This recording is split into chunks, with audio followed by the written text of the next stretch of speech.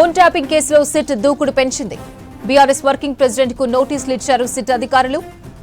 Temple tree విల్లాలోని KTR నివాసంలో నోటీసులు అంటించారు.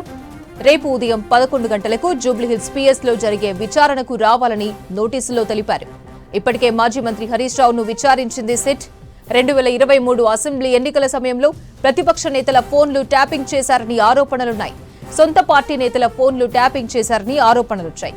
సొంత బావ ఫోన్నే కేటీఆర్ ట్యాపింగ్ చేశారని కవిత ఆరోపణలు చేశారు. ప్రస్తుతం కేటీఆర్ సిరిసిల్ల జిల్లా పర్యటనలో ఉన్నారు.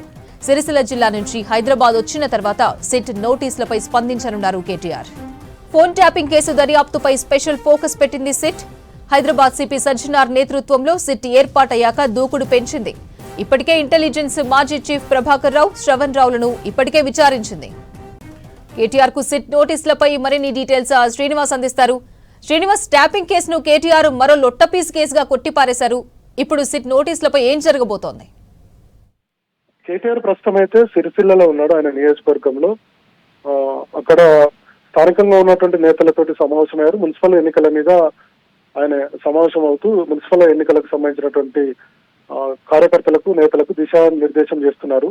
అయితే దీని మీద కాసేపట్లో కేటీఆర్ స్పందించేటువంటి అవకాశం ఉంది. అయితే ఆ నోటీసులు ఆయన సిట్ సిబ్బంది కేటీఆర్ ఇంటికి వెళ్ళినప్పుడు కేటీఆర్ లేరు, సిరిసిల్లలో ఉన్నారు. ఇంటి దగ్గర సిబ్బందికి ఇచ్చారు. కేటీఆర్ ప్రస్తుతం ఒక విల్లాలో నార్సింగ్ లో ఉంటున్నారు. నార్సింగ్ కు వెళ్ళినటువంటి పోలీసులు నోటీసు ఇచ్చారు. రేపు ఉదయం 11 గంటలకు ఆయన విచారణకు హాజరు కావాల్సి వస్తుంది. ఇక ఒకసారి ఫోన్ ట్యాపింగ్ వ్యవహారం అంతా చూస్తే కనుక కవితనే చాలా అంటే కేసీఆర్ కూతురు, కేటీఆర్ చెల్లె కవితనే స్వయంగా చెప్పారు.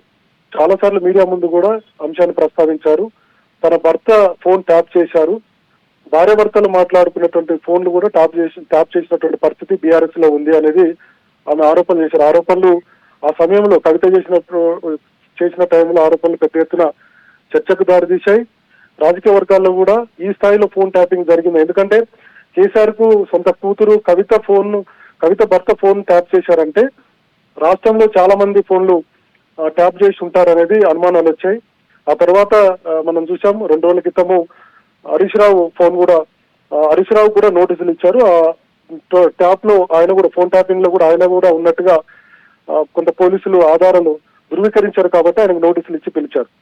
తర్వాత ఖచ్చితంగా ఇప్పుడున్నటువంటి పరిస్థితిగా చూస్తే కనుక కేసీఆర్ కూడా నోటీసులు ఇచ్చేటువంటి అవకాశాలు అయితే ఉన్నాయి. ఎందుకంటే గతంలో హరీష్ రావుకు నోటీసులు ఇవ్వబోతున్నారు అనేది పెద్ద ఎత్తున చర్చ జరిగింది. అన్నట్టుగానే హరీష్ రావుకు నోటీసులు వచ్చాయి. కేటీఆర్ కూడా నోటీసులు ఇస్తారా అనేటువంటి చర్చ కూడా జరిగింది. ఇప్పుడు ఆ ఫోన్ ట్యాపింగ్ వ్యవహారంలో ఇప్పుడు కేటీఆర్ కూడా నోటీసులు వచ్చాయి.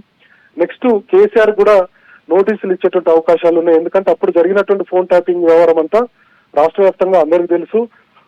దీంట్లో చాలా మందికి నోటీసులు ఇచ్చి వాళ్ళందరి నుంచి కూడా సమాచారాన్ని సేకరించింది సిట్. కాబట్టి వాళ్ళు ఇచ్చినటువంటి సమాచారం ప్రకారమే ఇప్పుడు శ్రవణ్ ఇచ్చినటువంటి ఒక ఛానల్ ఎండీ ఉన్నటువంటి శ్రవణ్ ఇచ్చినటువంటి సమాచారం మేరకే హరీష్ రావుని పిలిచినట్టుగా పోలీసులు చెప్తున్నారు. మరోవైపు ఇప్పుడు కేటీఆర్ ను కూడా అందులో భాగంగానే పిలుస్తున్నట్టుగా మనం అర్థం చేసుకోవచ్చు. ఒకవేళ కేటీఆర్ విచారణ తర్వాత అవసరమైతే కేసీఆర్ కూడా నోటీసులు ఇచ్చి పిలిచేటువంటి అవకాశాలు అయితే ఉన్నాయి. మొత్తానికి ఫోన్ ట్యాపింగ్ వ్యవహారం బీఆర్ఎస్ లో చర్చకు దారితీసింది. సరే, రాజకీయంగా తమపై ఇబ్బంది పెడుతున్నారని చెప్పినప్పటికీ కూడా ఫోన్ ట్యాపింగ్ వ్యవహారంపై ప్రజల్లో కూడా చర్చ జరుగుతుంది. ఇది కొంత రాష్ట్ర ప్రభుత్వం కానీ పోలీసులు కానీ సిట్ కానీ చాలా అంశాలను ఇందులో కొంత ఎవిడెన్స్ ను సేకరించింది కాబట్టి మేము నోటీసులు జారీ చేస్తున్నాం అనేటువంటి విషయాలను కూడా ఇప్పటికే హైదరాబాద్ సిపి కూడా చెప్పారు.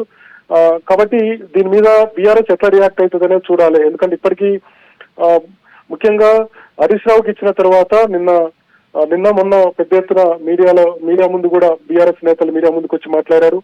ప్రభుత్వం మీద ఆరోపణలు చేశారు. సో ఇప్పుడు కేటీఆర్ కూడా నోటీసులు వచ్చాయి కాబట్టి దాని మీద ఎట్లా రియాక్ట్ అవుతుంది బీఆర్ఎస్ నేతలు అనేది చూడాలి. ఇప్పుడైతే ఇందాక నేను చెప్పినట్టుగా సిరిసిల్లలో కేటీఆర్ ఉన్నారు. కేటీఆర్ ఒకవేళ దీని మీద స్పందిస్తే ఎట్లాంటి రాజకీయంగా ఎట్లాంటి స్టెప్ తీసుకోబోతుంది బీఆర్ఎస్ అనేది చూడాలి. ఇప్పటికే బల ప్రదర్శన చేస్తుంది. గతంలో నోటీసులు ఇచ్చినప్పుడు కూడా బీఆర్ఎస్ అది కేసీఆర్ కు కాళేశ్వరం కమిషన్ విషయంలో నోటీసులు ఇచ్చినప్పుడు పెద్ద ఎత్తున బీఆర్కే భవన్ దగ్గర బల ప్రదర్శన చేశారు. కార్యకర్తలు, నేతలందరూ కూడా అక్కడికి వచ్చారు. అట్లనే హరీష్ రావుకు 2 రోజుల క్రితం నోటీసులు వచ్చినప్పుడు కూడా ఆయన వెళ్ళినప్పుడు కూడా బంజారాల్స్ జూబ్లీహిల్స్ పోలీస్ స్టేషన్ కి వెళ్ళినప్పుడు కూడా పెద్ద ఎత్తున కార్యకర్తలు తెలంగాణ భవన్ కు వచ్చి ఆయనకు మద్దతుగా ఉన్నారు.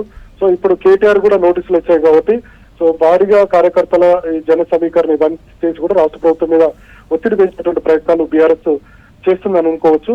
మరి చూడాలి కేటీఆర్ ఎట్లా రియాక్ట్ కాబోతున్నారు ఏంటనేది అయితే చూడాల్సినటువంటి అవసరం ఉంది. అయితే మెయిన్ గా కవిత చేసినటువంటి ఆరోపణలు ఇప్పుడు ప్రభుత్వం ఇచ్చినటువంటి నోటీసులకు ఖచ్చితంగా ఆరోపణలకు బలం చేకూరిందని చెప్పుకోవచ్చు.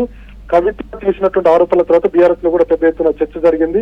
సొంత బావ ఫోన్ ట్యాప్ చేశారు, సో మేము భార్యాభర్తలో మాట్లాడుకున్నటువంటి ఫోన్లు బీఆర్ఎస్ నేతలు విన్నారు, బీఆర్ఎస్ ప్రభుత్వంలో ఉన్నటువంటి ముఖ్య నాయకులు విన్నారనేది పెద్ద ఎత్తున చర్చ జరిగింది. మరోవైపు హరీష్ రావు ఫోన్ కూడా ట్యాప్ చేశారు అనేది కూడా నిన్న మొన్న వార్తలు వచ్చాయి. దాని మీద కూడా ఒక చర్చ జరుగుతుంది. సో దీని మీద ఓవరాల్ గా బీఆర్ఎస్ ఎట్లా రియాక్ట్ కాబోతుంది, ఏం చేయబోతుంది దీని మీద అనేది మనకు మరి కాసేపట్లో కేటీఆర్ స్పందిస్తే కనుక మనకు పూర్తి స్థాయిలో వివరాలు తెలిసేటువంటి అవకాశం ఉంది.